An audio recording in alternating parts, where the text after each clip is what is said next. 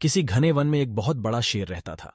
वह रोज शिकार पर निकलता और एक ही नहीं, दो नहीं, कई कई जानवरों का काम तमाम देता।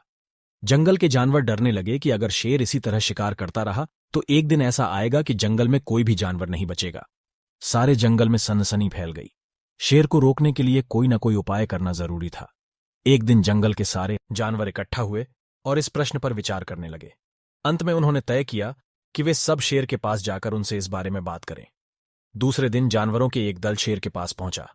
उनके अपनी ओर आते देख शेर घबरा गया और उसने गरज कर पूछा, क्या बात है, तुम सब यहां क्यों आ रहे हो? जानवर दल के नेता ने कहा, महाराज, हम आपके पास निवेदन करने यहाँ आए हैं। आप राजा हैं और हम आपकी प्रजा।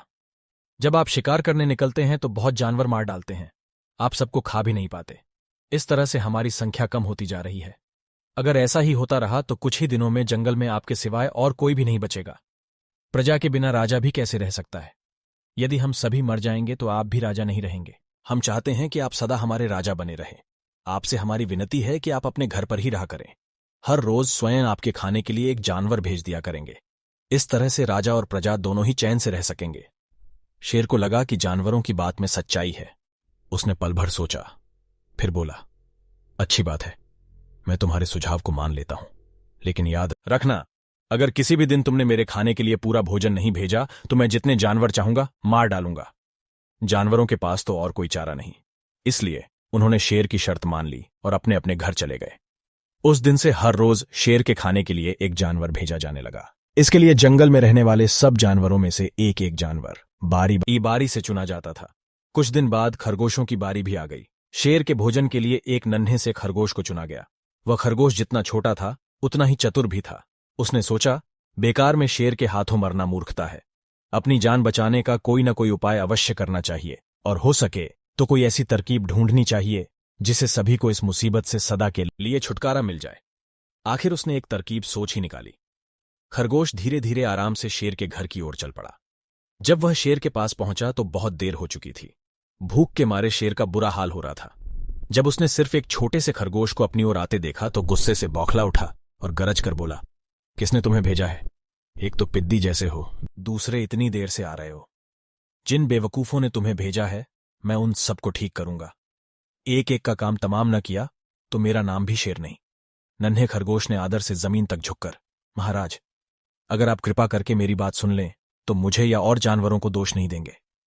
वे तो जानते थे कि एक छोटा सा खरगोश आपके भोजन के लिए पूरा नहीं पड़ेगा, इसके लिए मुझे यहां भेज दिया। खरगोश की बात सुनकर शेर को बड़ा गुस्सा आया और वह बार बार गरजने लगा।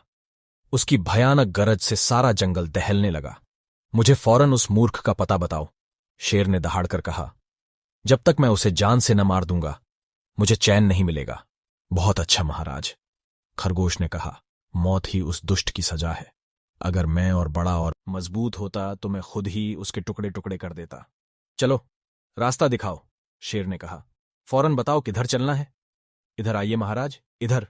खरगोश रास्ता दिखाते हुआ शेर को एक कुएं के पास ले गया और बोला, महाराज, वह दुष्ट शेर जमीन के नीचे किले में रहता है। जरा सावधान रहिएगा, किले में छुपा दुश्मन खतरनाक होता है। मैं उससे निपट लूंगा, शेर ने कहा। तुम ये बताओ कि वह है कहां? पहले जब मैंने उसे देखा था तब तो वह यहीं बाहर खड़ा था। लगता है आपको आता देखकर वह किले में घुस गया। आइए मैं आपको दिखाता हूं। खरगोश ने कुएं के नजदीक आकर शेर से अंदर झांकने के लिए कहा। शेर ने कुएं के अंदर झांका तो उसे कुएं के पानी में अपनी परछाई दिखाई दी। परछाई को देखकर शेर जोर से दहाड़ा।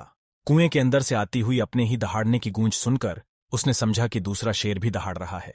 दुश्मन को तुरंत मार डालने के इरादे से वह फौरन कुएं में कूद पड़ा। कूदते ही पहले तो वह कुएं की दीवार से टकराया, फिर धड़ाम से पानी में गिरा और डूबकर मर गया। इस तरह चतुराई से शेर से छुट्टी पाकर नन्हा खरगोश घर लौटा। उसने जंगल के जानवरों को शेर के मारे जाने की कहानी सुनाई। दुश्मन के मारे जाने की खबर से सारे जंगल में खुशी फैल गई। जंगल के सभी जानवर खरगोश की जय जयकार करने लगे। सीख: घोर संकट की परिस्थितियों में भी हमें सूझबूझ और चतुराई से काम लेना चाहिए और आखिरी दम तक प्रयास करना चाहिए। सूझबूझ और चतुराई से काम लेकर हम भयंकर संकट से उबर सकते हैं।